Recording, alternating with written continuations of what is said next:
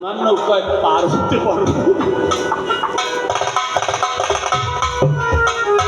এইখানে দাঁড়িয়ে আমার বনাতি আদি প্রাণ গোবিন্দ যে বন্ধুকে আমরা ভালোবেসেছি তারের বাঁশি বেজে উঠলে যেতে হবেই হবে।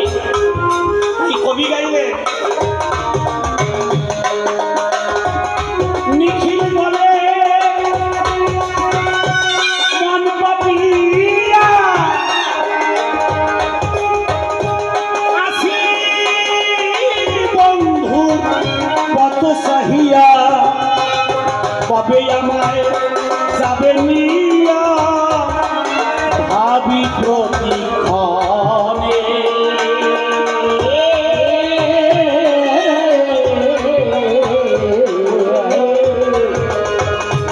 পরাণ বন্ধু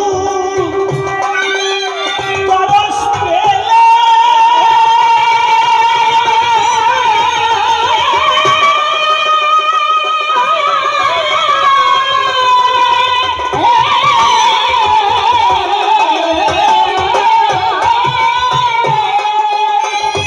আমায় তুমি যেও বলে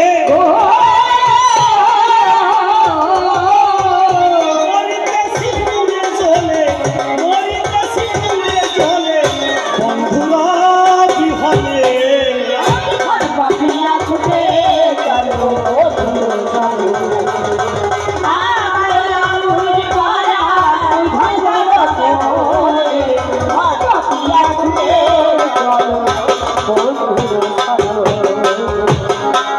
গান্ধারী শতপুত্র যখন মারা যায় পঞ্চ পাণ্ডবের কেহ মরণা কিসের গায়ে।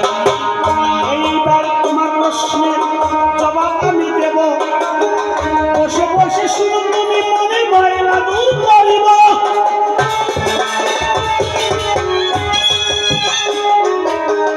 আগামীকাল যুদ্ধ হবে কুরুক্ষেত্রের গায়ে, সাপ কিন্তু রেডি হয়েছে, কথা মিথ্যা নয়।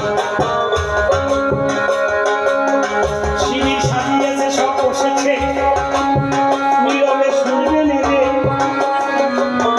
গভীর রাত্রে বারে বারে যুধিষ্ঠির যে ঘোরে, যুধিষ্ঠির ঘোড়া দেখে দিন দেখি কয় ঘরে চলো ও গো দাদা, বিশ্রামের প্রয়োজন।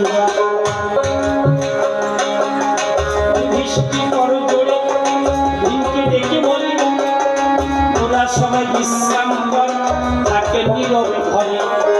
অর্জুন এসে বড় জোরে ডেকে দাদাকে কয় রাত্রে কেন বাইরে দাদা, বিশ্রাম না ওই সময়।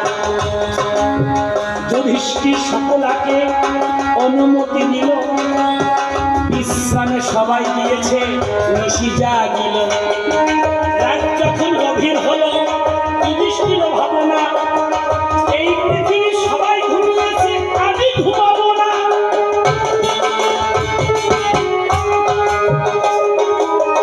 গভীর রাত্রে হাঁটতে হাঁটতে গো ভীষ্মের শিবিরে যায়। ভীষ্মের করা তখন নাড়া বলতে দেয়। ভীষ্মের শিবিরে যখন করা নাড়া দিল, আওয়াজ শুনে ভীষ্ম ভাবে দুর্যোধন এলো। দরজা খুলে দেখে যুধিষ্ঠির নাই, মাথা নিচু